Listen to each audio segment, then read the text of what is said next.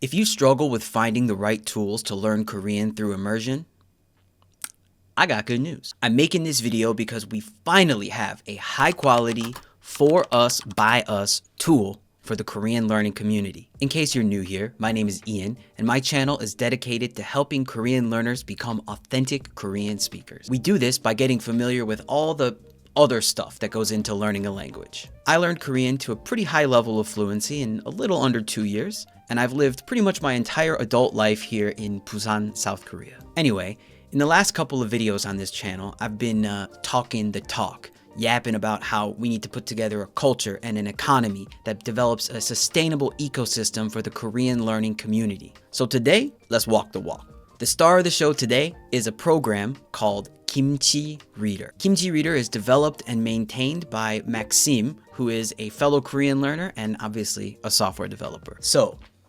what is Kimchi Reader? Kimchi Reader takes Korean text from ebooks or websites or subtitles from places like YouTube, Netflix, Viki, and turns it all into a personalized language learning experience. If you've been in the online Korean language learning community for any amount of time, this is something people have been begging for, and actually something that I tried and failed miserably at building a couple years ago.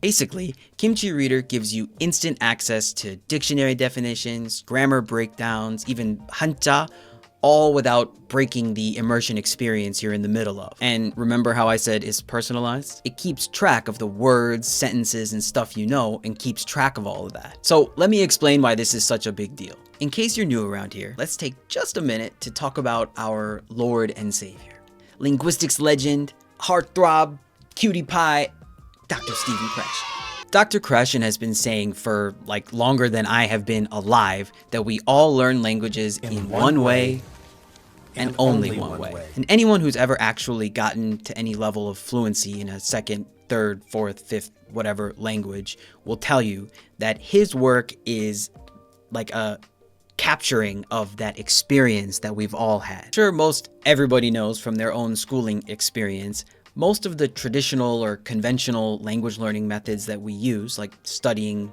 grammar intensively or memorizing vocab lists, focusing on some kind of standardized test or something like that, doesn't really make anyone very good at any of the languages they study. So to grossly oversimplify what Dr. Krashen is talking about, we don't learn languages. We acquire them, and we acquire them by understanding them. Well, actually, he says it a lot better than I do, so I'll let him tell you. We acquire language when we understand what people tell us, not how they say it, but what they say, or when we understand what we read. We call this comprehensible input. Your brain acquires language through little moments of understanding, especially when it's language that's just slightly above your current level. It can't be so easy that you get bored or so difficult that you want to tap out. The most effective moments are when you're right in that sweet spot where it's easy enough to stay engaged, but it's challenging enough to keep you on your toes. This is how you learned your first language too. Nobody sat you down as a baby with like a conjugation chart and a list of vocabulary words and said, hey, figure it out. You paid attention, you listened, you noticed things, eventually you understood, and all of that culminated in your acquisition of fluency in the language. Right now is probably one of the best times ever to be learning a foreign language because we have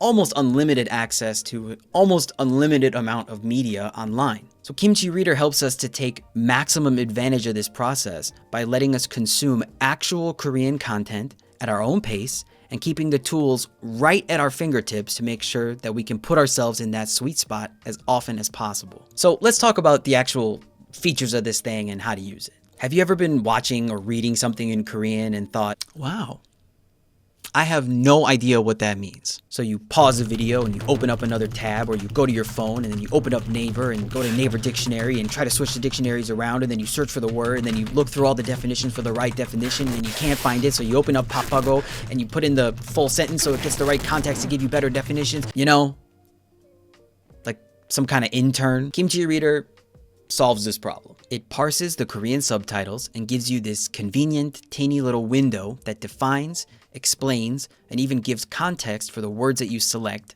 in English, all without completely interrupting your interaction with the content. So instead of just talking about all the different features, I figured I should just open up a browser, open up a piece of content, and show you guys how it works, because this is better. So first thing here is we've got a YouTube video open. And the first thing I want to pull your attention to, by the way, subscribe to Dee Dee's Korean Culture podcast. She's great. But the first thing I want to pull your attention to here is right underneath, you can see comprehension.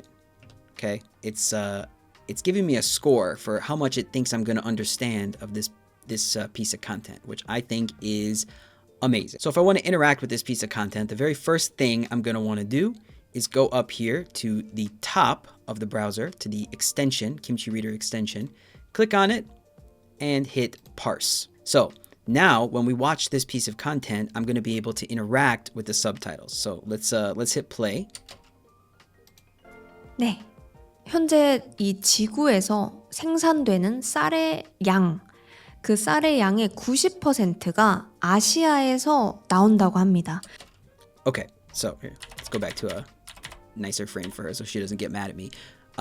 So what we can see here is I can interact with all of these different words, and it's even underlined words it doesn't think I know. I didn't enter this word into previously known words, which is kind of funny because it's a pretty basic word, but I'm glad it showed up. So if we take a look at the piece of content here, we can click on a word. Let's see here. Let's click on this word because it's got some grammar attached with it. So 생산되는. I'm going to click on that.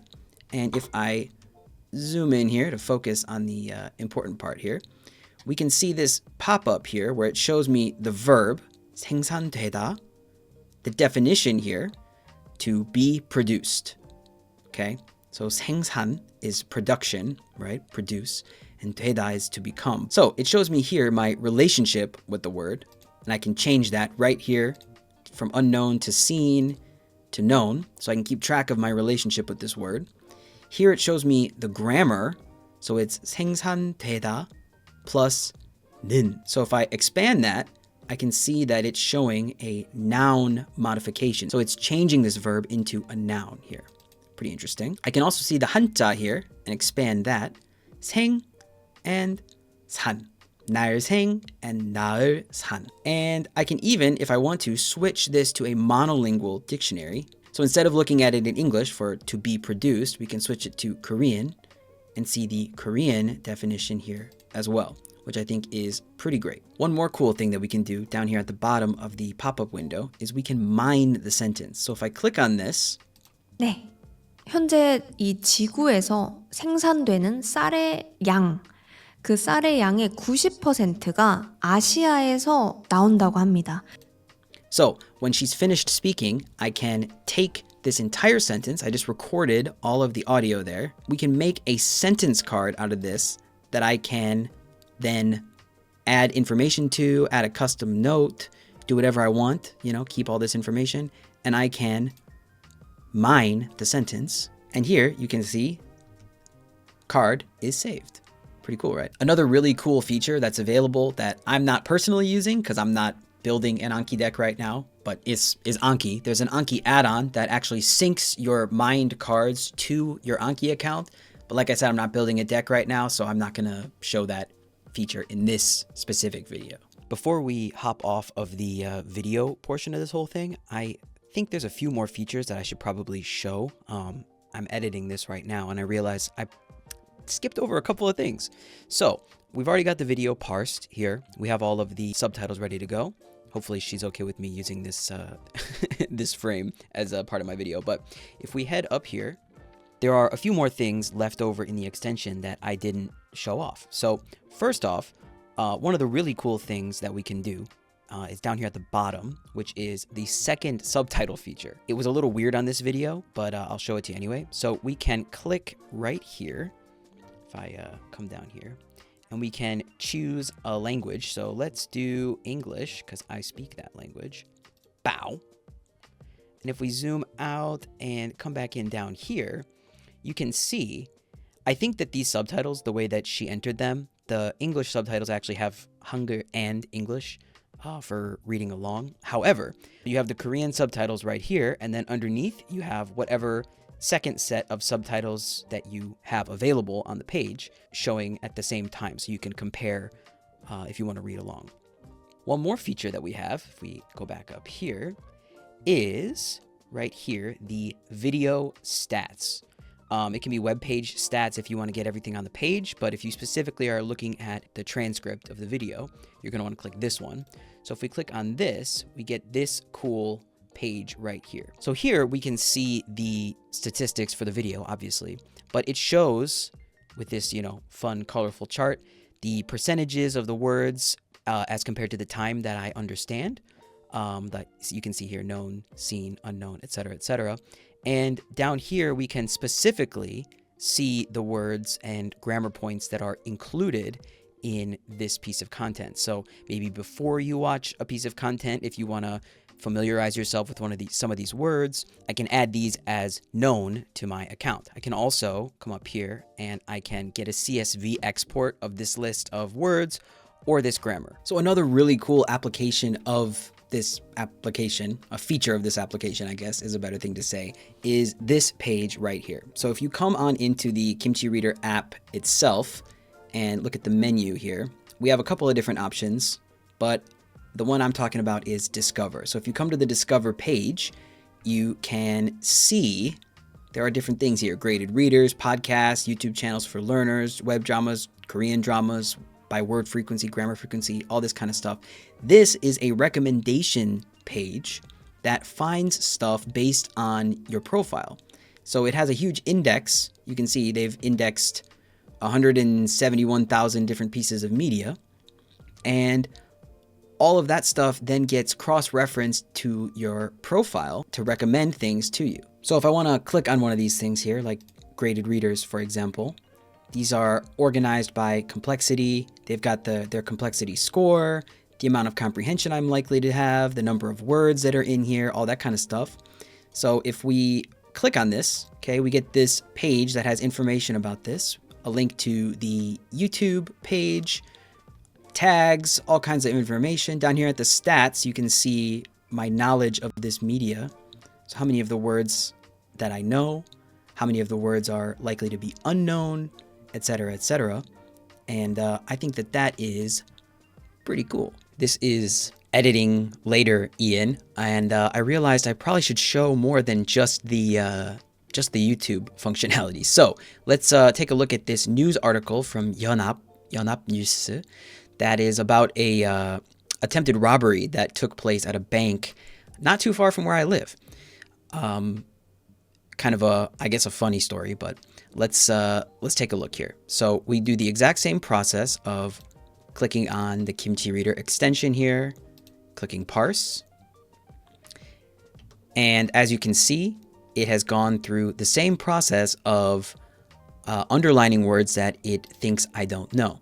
So if we head down here into the article, the attempted robber used this little toy water gun here inside of a bag, and within 2 minutes they stopped him. But anyway, we can take a look at some of the vocabulary here. For example, if I scroll down the page here, I'm knocking everything over on my desk.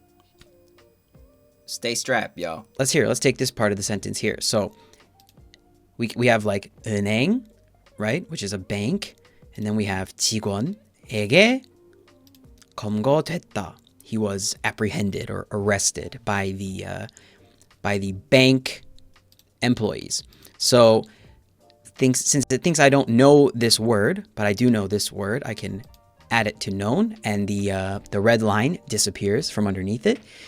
We can check out the grammar points here, right? 돼 and 됐. So it's the past tense form of the plain form, because news is written in this kind of neutral present narrative tense. So in the same way, you can interact with pages like 나무위키. So we can scroll down here to, let's see, the introduction. This is the page about Busan. And we can click on different words in the article to help us, get through reading things and all of that kind of stuff. Fantastic. One more thing that you can do on these pages is you can mouse over some of these words that are links. And you'll notice that when you mouse over this, if I were to click on this word, it would obviously take me to this page, right? Because this is an encyclopedia site. So if you want to either show the status of all the words on the page, or if you want to interact with some text that also does something like these hyperlinks here, you can hold down the shift button and mouse over the word you're interested in, and it just pops up right there. I actually have another page here. Same thing, the Busan page on Wikipedia, which, by the way, if you are not using Wikipedia when you're struggling to find certain vocabulary, I highly recommend using Wikipedia to help you find translations of things. But anyway, we'll click this, we'll click parse, and while it parses the page, we can get started looking at stuff. I'll keep the follow on my mouse here. So we can click on different words here. 해상, 물류, all this kind of stuff that makes it so much easier to click on things while you're reading through and, you know, keep up with everything that you're dealing with.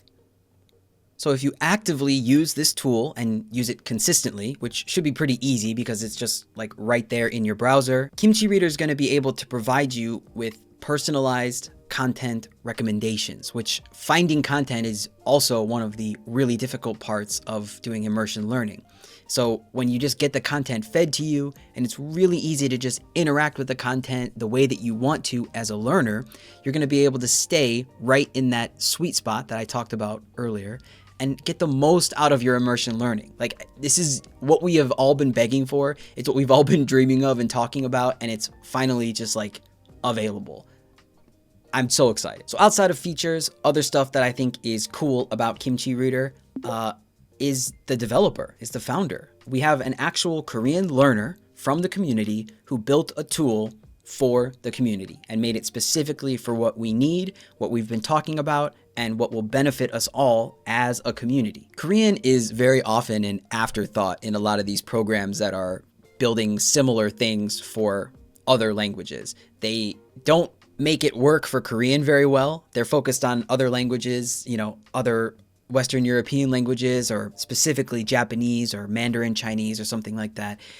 And the tools really just don't work for Korean, which is a pretty unique language in the way that it operates with technology. So the fact that we have a tool that came from within the community and is developed Korean only and Korean first is something we need to support as a community. If you have ever tried to use any of these other tools that are built to do a similar function, I'm sure you've noticed pretty quickly that the Korean is not made with any love. This is what I've been talking about in these other videos, because this is what happens when we get stuff from within the community that's for the community. Another really cool thing is that the developer is like a real guy. Like, he's right there. He's from the community. Like, if you have a problem, a question, a concern, he's right there on Discord. He's super active in the Kimchi Reader Discord and other servers as well. He's constantly pushing updates. He's taking recommendations and helping people with their problems one-on-one. And I think that that is an invaluable resource for a community to cherish and support. I think it's really important that we support this kind of behavior, this kind of development. Someday, when we're dealing with a problem and the only way to get in touch with anyone or get any questions answered is like a soulless email form, you're gonna realize why it's so important to have the community be the place where the development is coming from. All right, so let's talk pricing. Kimchi Reader is currently operating off of a subscription model, which you can see the most recent prices on the website. I don't want to make this video and then be wrong. But for something that's getting so much active development and has such a accessible creator, I think a subscription model is the perfect way to go about this, because it supports his ability to focus on this project and this project alone. As a consumer, I also really like that he forces everybody to do a free 7-day trial with all the features accessible before you're allowed to pay. I just think that's amazing. While I was preparing for this video, I actually reached out to Maxime to let him know how much I loved his project and get in touch about this whole idea of building a network and everything. And he actually agreed to partner with Korean Patch going forward, which I think is so cool. As I find more projects like this too, I'm going to let you know about them. I'm going to try to partner with them and build this network and ecosystem I've been talking about. And I think this is going to be the way that we're going to build this stronger culture that I'm going to continue talking about. I think the best condensed summary of what Kimchi Reader is an amazing project that provides an extremely low friction way to enhance your experience with the Korean language anywhere on the internet. This is a for us, by us project, exactly the type of projects that I've been talking about. And after talking with the creator more about what he thinks and what his plans are for, building a bigger community, which align really well with what I've been talking about here on Korean Patch, I'm even more confident that this is the right direction for us to go as a community, and that this idea is the solution to the problem that I've noticed. I think this is the kind of tool that we deserve. Go give Kimchi Reader a shot. Literally, you have no excuse. It's free for 7 days, so just try it out. All right, I'll see you in the next one. Bye.